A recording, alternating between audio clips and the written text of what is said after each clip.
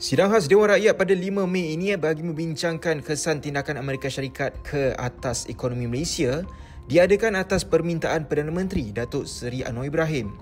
Parlimen Malaysia memaklumkan urusan mesyuarat khas itu diadakan selaras Peraturan Mesyuarat 11/3 Peraturan-Peraturan Majlis Mesyuarat Dewan Rakyat bagi membolehkan isu-isu semasa yang mendesak dan memberi manfaat kepada rakyat dibincangkan.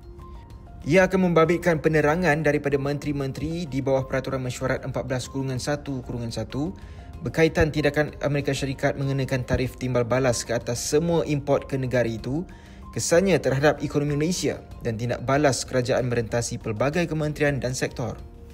Hal ini termasuk penyelarasan penyelesaian jangka pendek dan sederhana, semakan semula dasar-dasar industri tertentu dan perancangan jangka panjang ekonomi negara dalam menghadapi impak perang perdagangan antarabangsa.